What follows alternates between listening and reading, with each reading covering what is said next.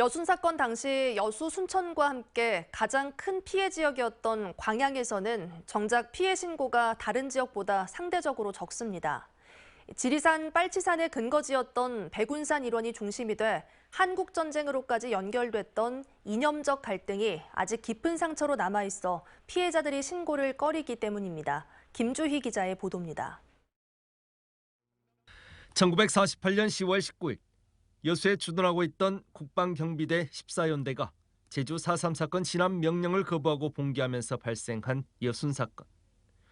여순 사건으로 민간인 등 만여 명이 숨진 것으로 추산되고 있습니다. 국회가 지난해 6월 말 여순 사건 진상규명을 위한 특별법을 제정하고 본격적으로 피해 조사가 시작됐지만 유독 광양 지역에서는 피해 신고가 저조합니다. 지난 3개월 동안 피해 신고가 모두 500여 건이 접수됐고 여수 160여 건, 순천 100여 건에 이르고 있지만 유독 광양만 19건에 그치고 있는 겁니다.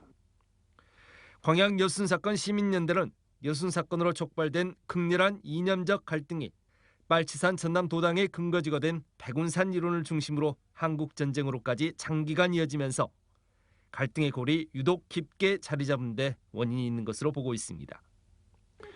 유독 광양 지역에서만 그동안 유족회 활동이 자리 잡지 못하고 관련 연구가 미흡한 것도 맥을 같이 하는 것으로 해석됩니다.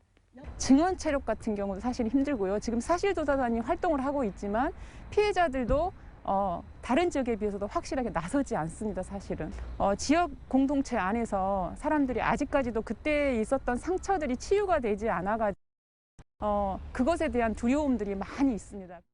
이와 같은 지역적 분위기 속에서 광양시도 이제 여순 사건이 더 이상 가슴속 깊이 묻어야 할 아픈 기억이 아닌 진상규명을 통해 치유해야 할 우리 역사의 한 단면임을 적극 알려나가기로 했습니다.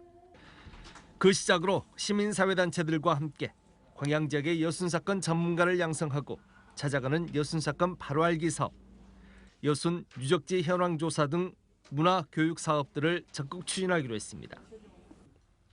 특히 올해 광양에서 개최될 여순 사건 위령제 전에 위령탑도 건립할 계획입니다. 광양 같은 경우는 피해가 많이 봤지만은 또 특별하게 위령시설이 없었거든요. 그래서 위령시설에 대해서 저희들이 올해는 건립하는 것을 목적으로 해서 도어 예산을 확보를 했거든요. 그래서 그걸 편성을 해서 이제 용역을 곧 들어갑니다. 그래서 용역도 추진하고요. 한국 현대사의 비극 여순 사건. 가슴속 깊이 묻어둬야만 했던 오랜 아픈 기억들을 털어내고 화해와 치유를 위한 의미 있는 활동들이 이제 광양 지역에서도 본격화하고 있습니다. MBC 뉴스 김주희입니다.